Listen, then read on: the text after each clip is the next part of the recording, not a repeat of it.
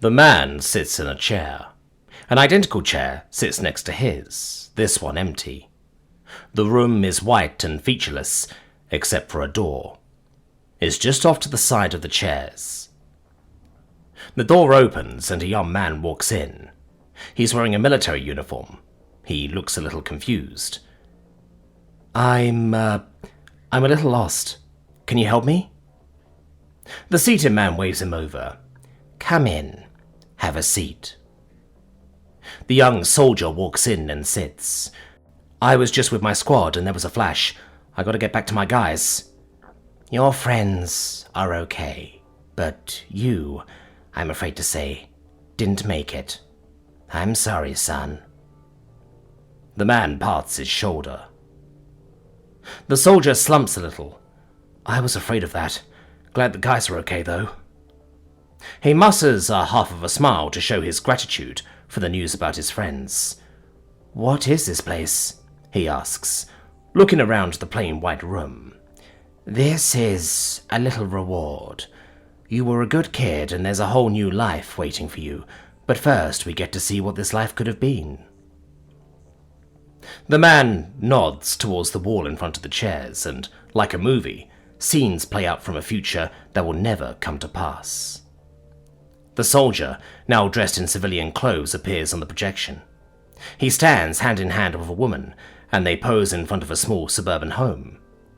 The image flickers, like an old-time film reel.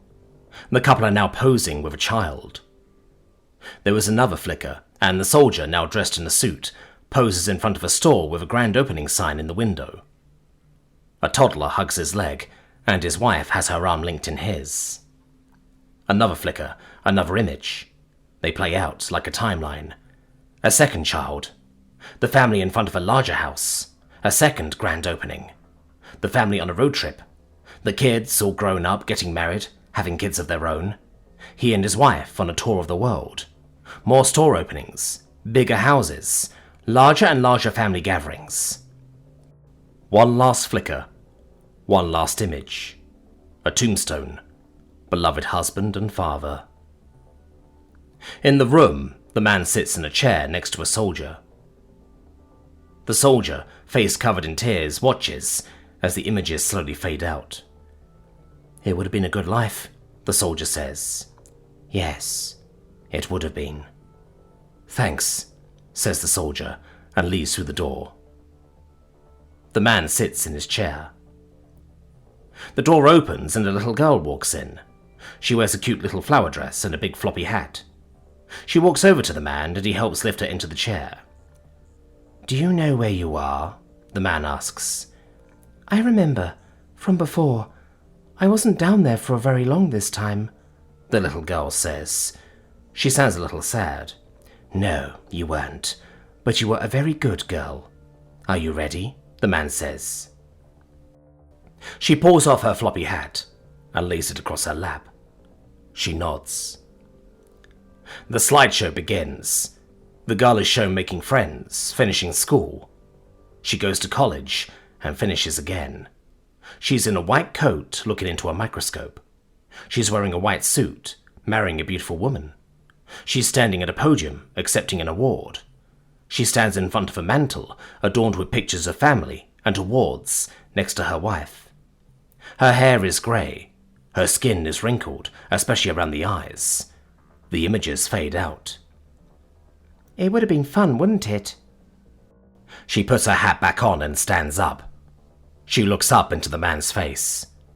Yes, but your next one's fun too, he says. She smiles at him and waves as she heads out the door. The man sits in his chair. The door opens and a woman comes in. She is withdrawn, her shoulders hunched, her head tilted down. The man waves her over, pats the empty chair to indicate she should sit. You've been through a lot.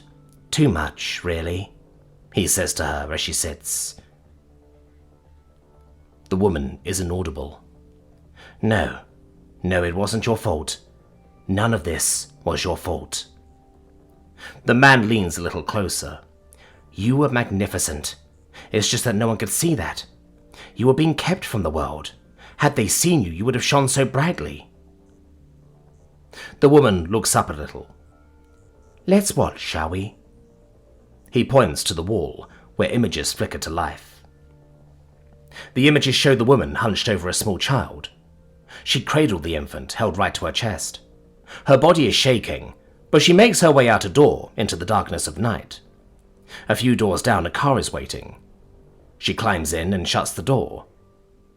Only when the car is out of the neighborhood does she relax. She's in a park, playing with a little girl.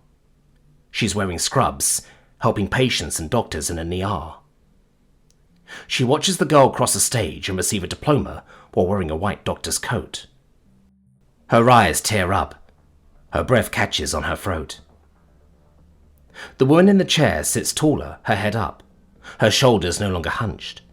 Does she still become a doctor? Oh, yes. She never forgets what you did for her. She reads your letter 1,000 times. She knows how loved she is. She has saved so many lives. The woman stands tall. Tears flow from her eyes. She smiles and laughs a little. If you like, you can wait to meet her.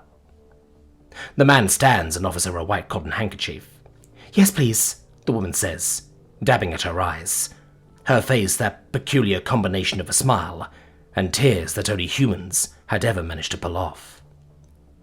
The man gestures to the door, and the woman leaves. The man sits again. The door opens.